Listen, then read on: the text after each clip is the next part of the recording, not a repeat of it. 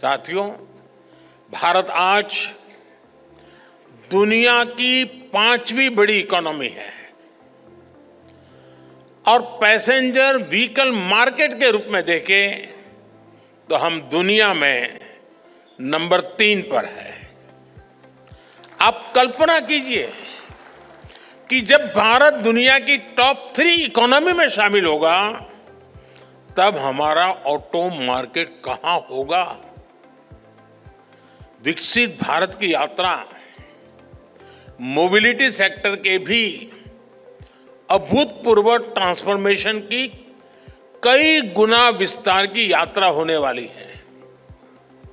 भारत में मोबिलिटी के फ्यूचर को ड्राइव करने वाले कई फैक्टर्स हैं, जैसे भारत की सबसे बड़ी युवा आबादी, मिडिल क्लास का लगातार बढ़ता दायरा, तेजी से होता अर्बनाइजेशन, भारत में बन रहा आधुनिक इंफ्रास्ट्रक्चर, मेक इन इंडिया से अफोर्डेबल व्हीकल, ये सारे फैक्टर्स भारत में ऑटो सेक्टर की ग्रोथ को पुश करने वाले हैं, नई ताकत देने वाले हैं।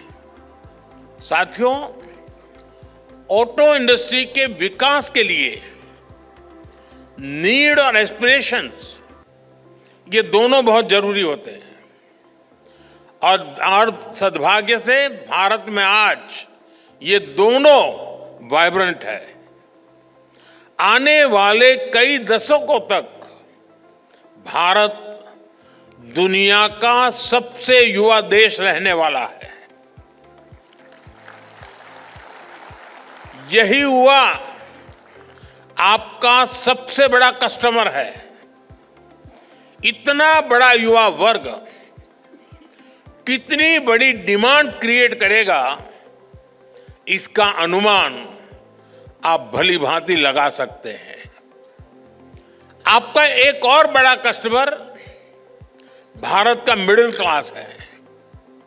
बीते 10 वर्षों में 25 करोड़ भारतीय गरीबी से बाहर निकले हैं। ये न्यू मिडिल क्लास अपना पहला व्हीकल ले रहा है। जैसे जैसे तरक्की होगी, ये अपने व्हीकल को भी अपग्रेड करेंगे और इसका बेनिफिट ऑटो सेक्टर को मिलना पक्का है।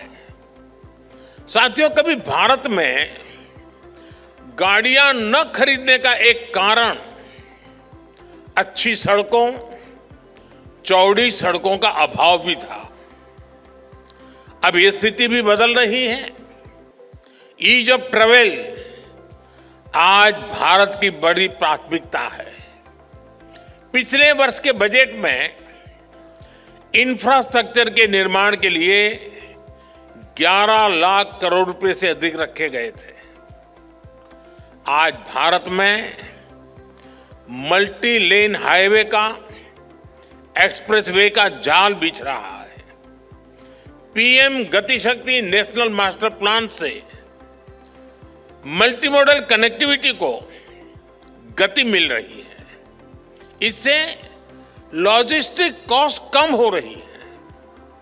नेशनल लॉजिस्टिक पॉलिसी की वजह से भारत दुनिया में सबसे कॉम्पिटिटिव लॉजिस्टिक कॉस्ट वाला देश होने वाला है। इन सारे प्रयासों की वजह से ऑटो इंडस्ट्री के लिए संभावनाओं के अनेक नए द्वार खुल रहे हैं। देश में गाड़ियों की डिमांड बढ़ने के पीछे भी ये भी एक बड़ी वजह रही है।